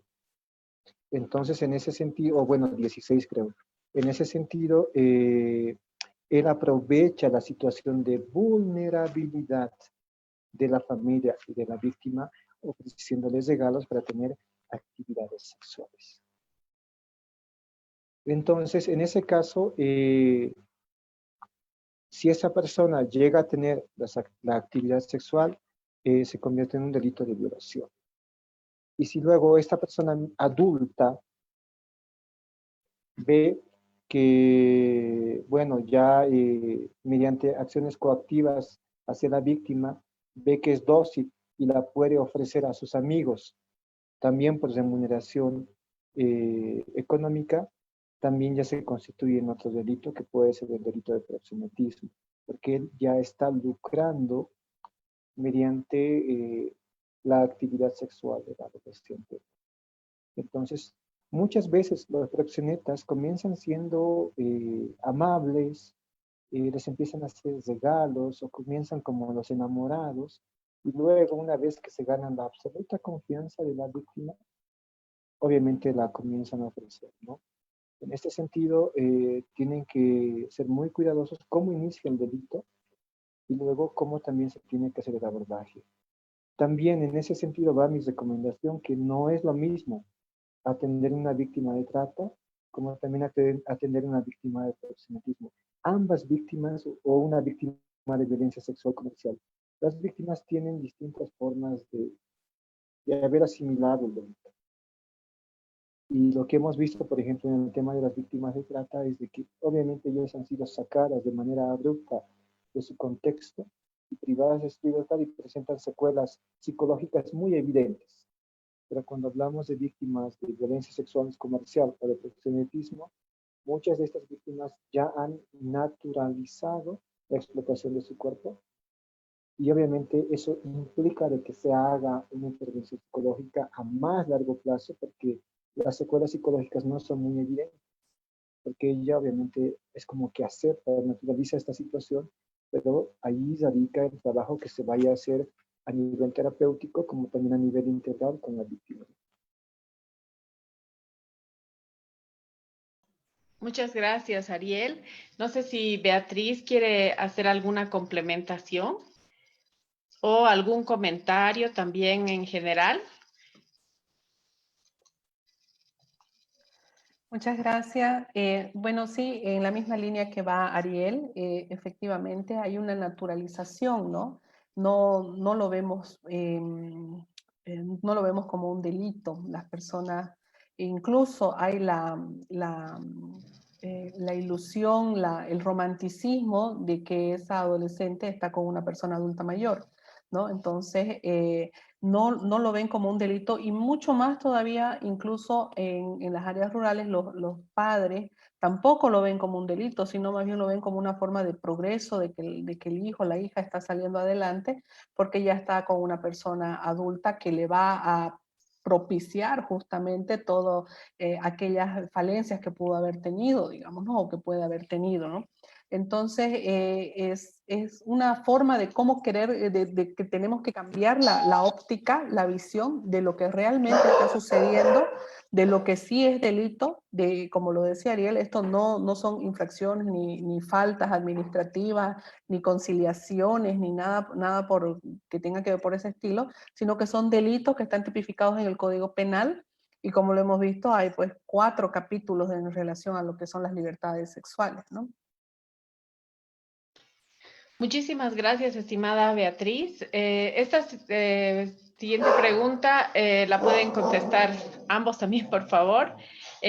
Plantean, ¿han visto de qué manera se puede prevenir las violaciones? Y en este caso yo complementaría la violencia sexual comercial y los delitos conexos, ¿no? Que en este tiempo se han incrementado y que pueda tener su impacto a futuro. Entonces, por favor, si pueden responder en este sentido de la prevención. Eh, Adelante, por favor, Ariel y Beatriz.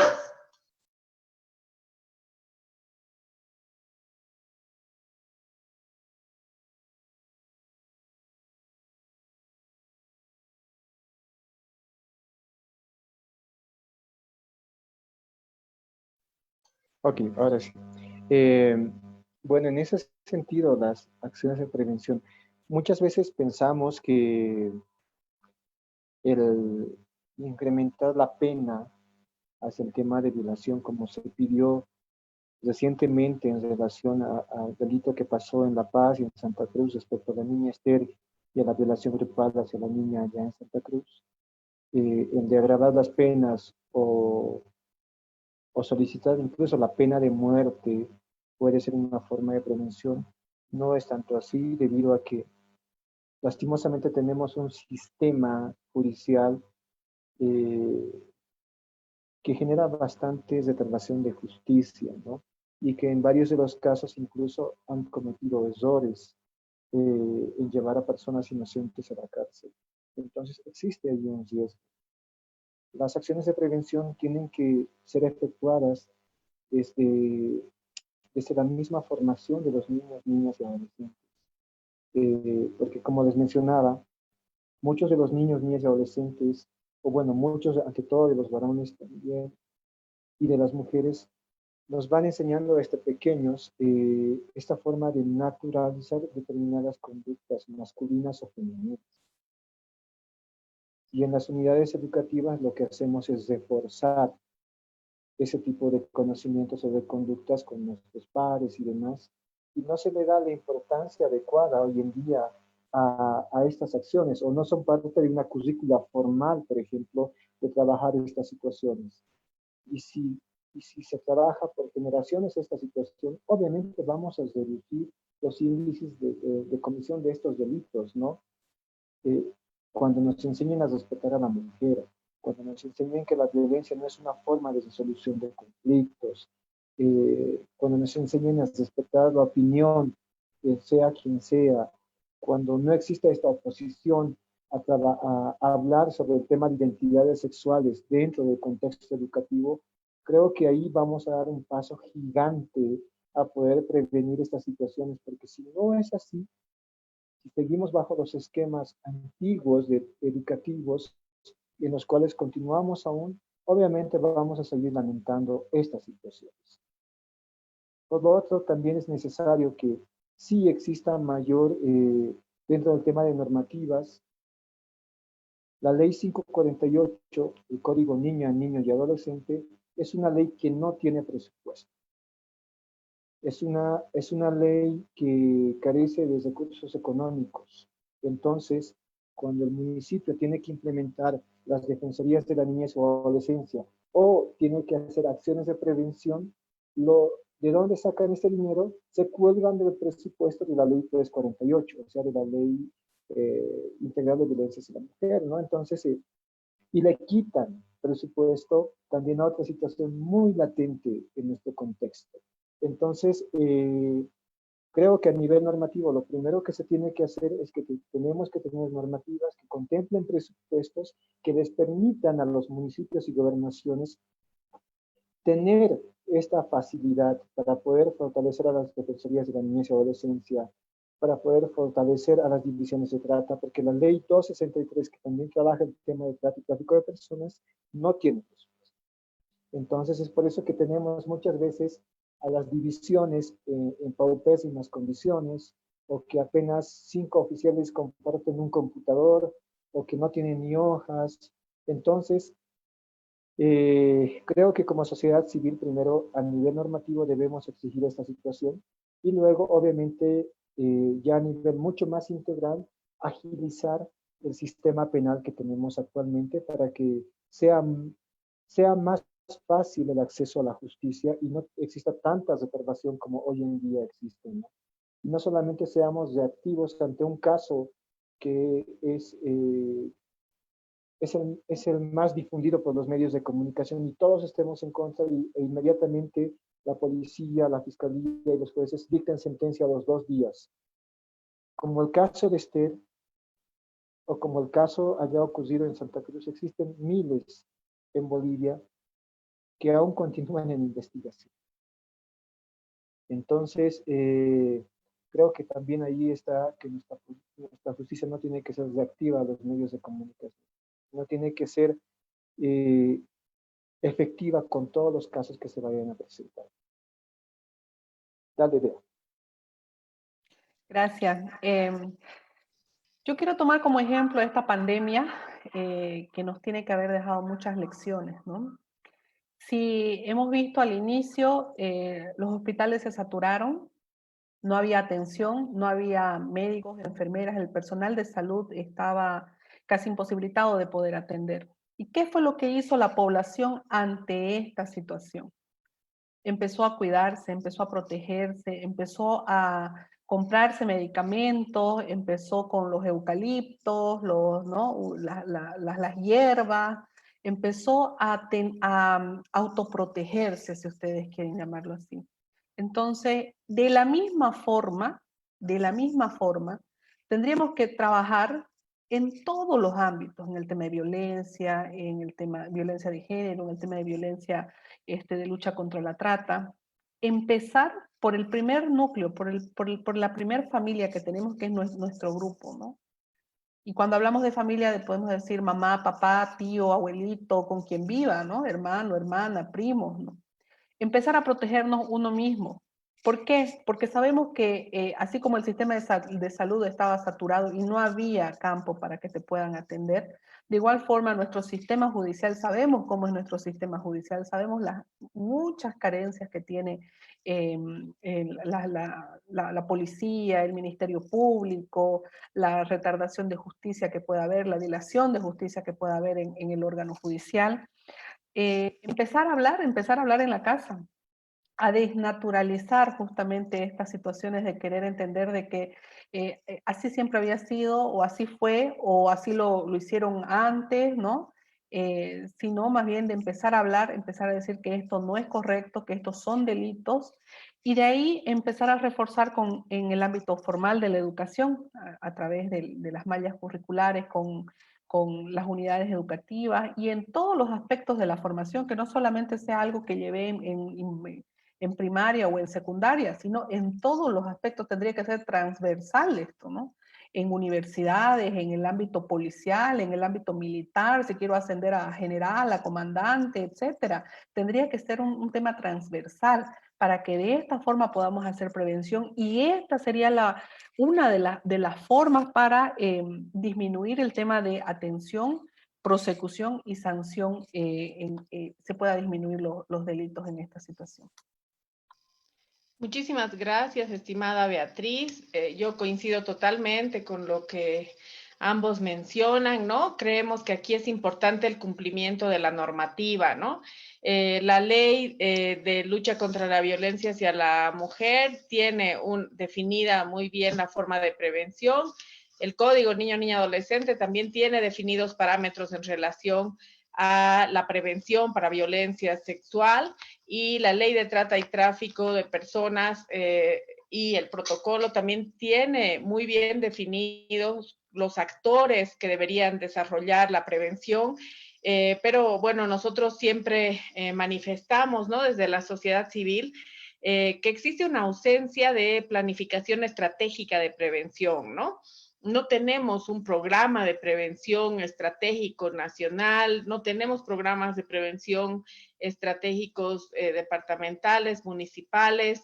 Nos hemos quedado a nivel de la ley, a nivel de los planes departamentales muchas veces, pero programas estratégicos, programáticos que permitan la articulación de todos los actores que Beatriz mencionó, que también Ariel mencionó, como los actores de educación, los actores a nivel de policía, educación en todos los niveles, como bien dijo Beatriz, y los gobiernos municipales, departamentales, no tienen una agenda conjunta y articulada de prevención estratégica que permita un impacto a nivel educativo, a nivel del cambio de la cultura y a nivel también de la llamada a la corresponsabilización sobre el tema, ¿no? Es muy importante lo que Beatriz menciona acerca del cuidado que todos debemos llegar a tener como corresponsables del mismo, ¿no? Ahora, por el tiempo, vamos a escoger algunas de las preguntas que han realizado. Hay una que me parece muy importante, que mencionan: buenas tardes. En los delitos de violencia sexual y violencia sexual comercial, las autoridades encargadas de la investigación y juzgamiento, ¿cómo deberían abordar el tema para evitar la revictimización de las víctimas de estos delitos? Adelante, por favor, Ari.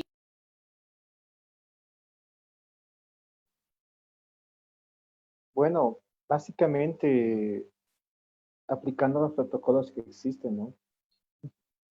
Bueno, se han diseñado protocolos en relación a la atención a víctimas para ambos delitos, eh, pero son lastimosamente muy complicados de implementar debido a que tienen que efectuarse anticipos de prueba, por ejemplo, donde tienen que hacer las declaraciones en cámara GESEL con la finalidad de evitar de que la víctima participe luego en otros testimonios o incluso en algunos casos dentro del mismo proceso judicial frente al delincuente en juzgado, que ya lo hemos visto. Pero esa situación es irreal debido a que las cámaras GESEL están sobresaturadas. Muchas veces la víctima tiene que esperar meses para dar su primer testimonio o su anticipo de prueba. O en algunos casos, cuando se hacen malas diligencias investigativas o malas diligencias en relación a la citación del acusado, en cámara GESEL se suspenden las audiencias o se suspenden las declaraciones en cámara GESEL en reiteradas ocasiones, situación que obviamente afecta a la víctima, ¿no? Porque constantemente, pese a que no esté frente a él o ella, el agresor sexual, ella rememora o tiene ese temor de poderlo ver cuando tenga que ir a la declaración en cámara GESEL. Entonces, esta es una de las mayores dificultades. Obviamente, en ese sentido,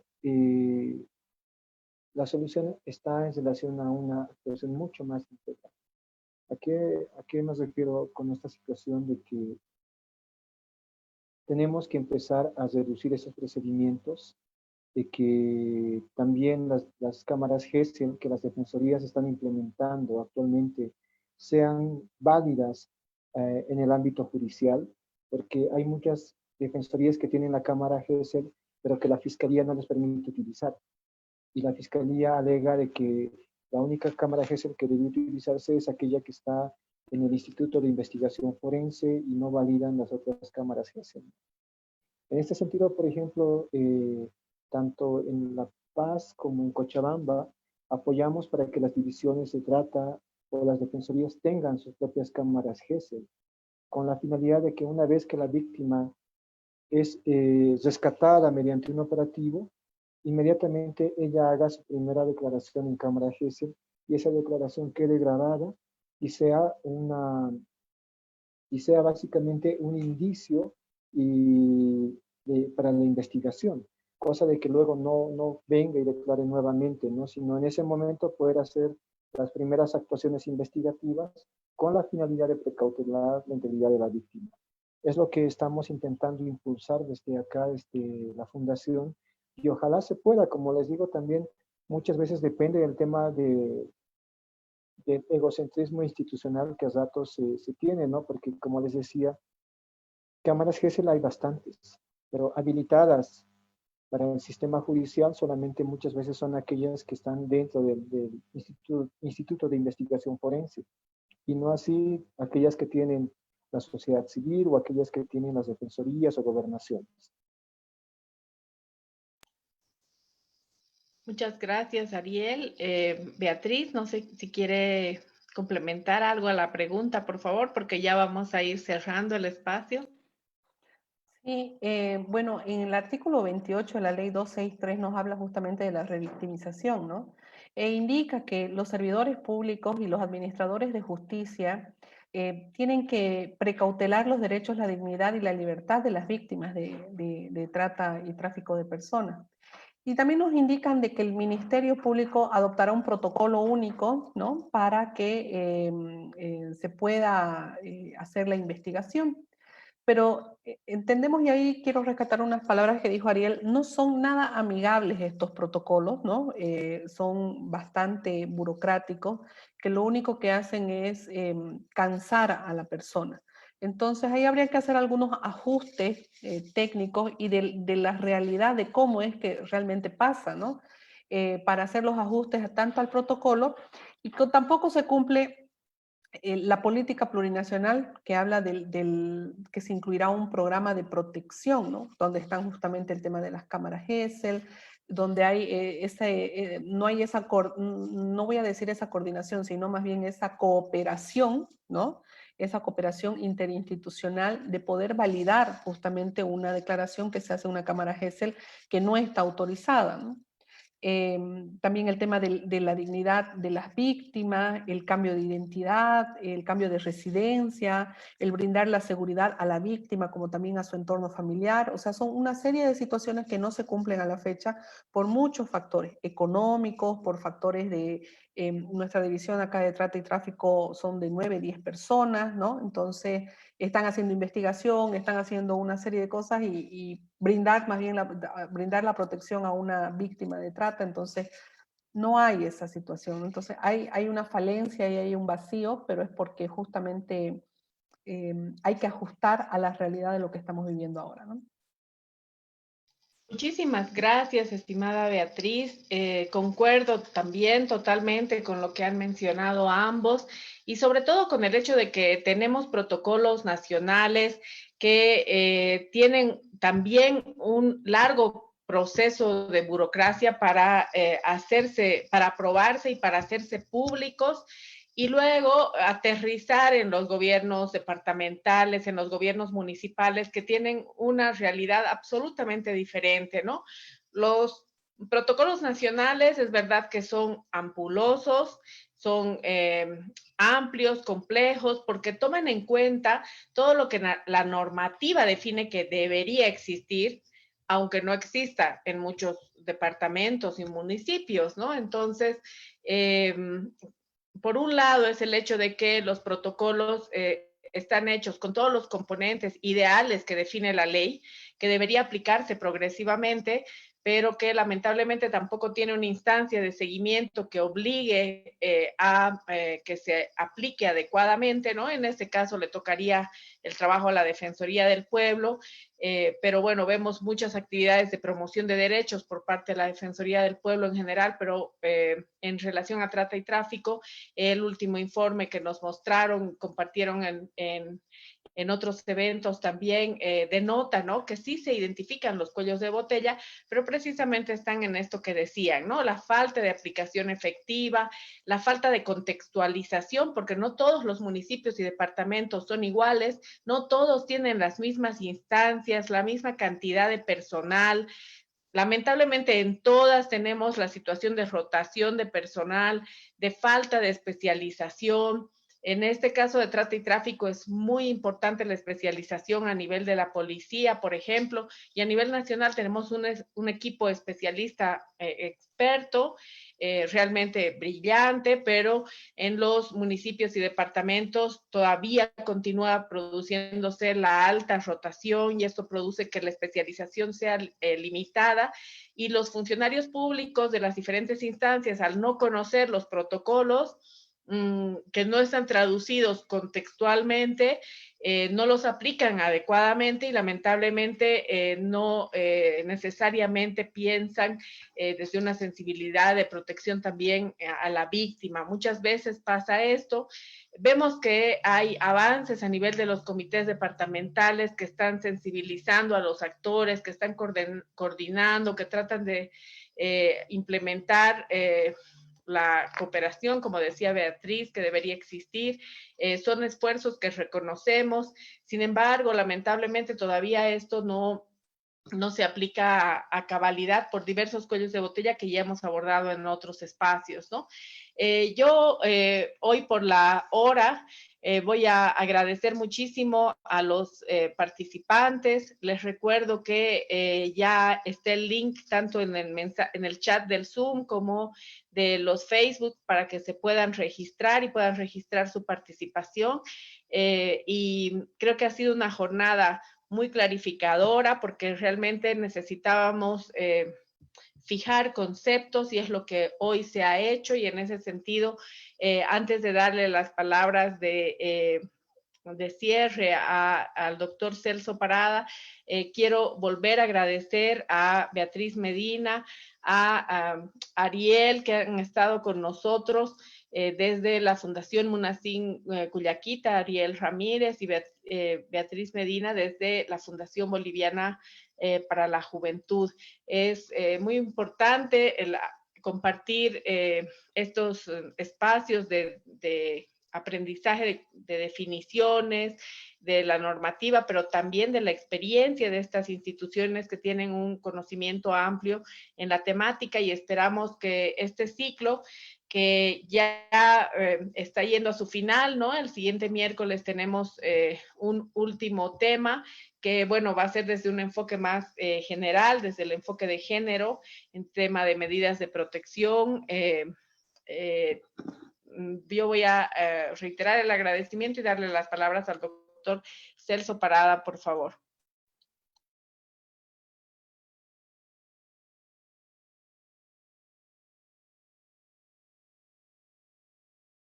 ¿Ya puede reactivar su audio? Ahora sí. Ya, gracias. ¿Ya se me escucha? ¿Sí? Ya, Sí, bueno. se le escucha. No, agradecerte a vos, Taí, por también esta coordinación que has hecho de todo este ciclo de formación. Sabemos que hay todavía la próxima semana, con que vamos a estar cerrando. También a los expositores de hoy día, a la compañera de Beatriz Medina, a Ariel, que nos han clarificado los conceptos sobre lo que es violencia sexual comercial específicamente, y también a todos los participantes que nos han acompañado en esta ocasión, y los esperamos también que nos sigan acompañando hasta el final del ciclo la próxima semana. Muchas gracias a todos y a todas. Muchísimas gracias, estimado doctor Celso. No olviden que la cita es el siguiente miércoles a las 3 de la tarde también, por los mismos canales de difusión. Yo le mando un fuerte abrazo a Beatriz Medina y a Ariel también desde Sucre. Me alegra poder tener expositores con presencia en La Paz, en Santa Cruz. Vemos que están siempre coordinados, articulados y que desde la sociedad civil y también desde redes como el Movimiento Vuela Libre, pues se articulan estas experiencias y la lucha es conjunta desde los diferentes espacios del país. Muchísimas gracias a todos y todas por su participación. No sé si quieren despedirse. Ariel, Beatriz, tienen el micrófono abierto para que ya nos digamos hasta luego, hasta pronto.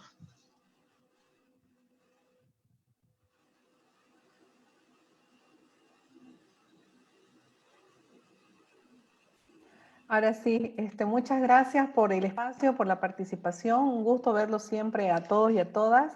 Estos son espacios que hay que aprovechar para poder entrelazarnos y cuidarnos, autocuidarnos a nosotros también, ¿no? Es mucha fuerza en estos momentos que vive también el país y el mundo con esta pandemia mundial, y abrazos a la distancia. Muchas gracias.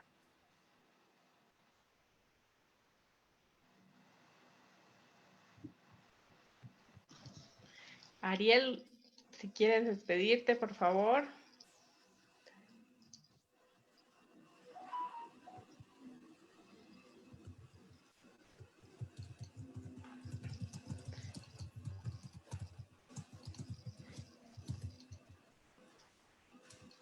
Nada, hemos habilitado los micrófonos, es que estaban todos silenciados antes. Bueno, a veces la tecnología nos juega estas situaciones, sin embargo, ya hemos visto las brillantes exposiciones y las palabras de cierre. Muchísimo gusto de verlos a todos y esperamos que el siguiente miércoles estén otra vez presentes. Hasta luego.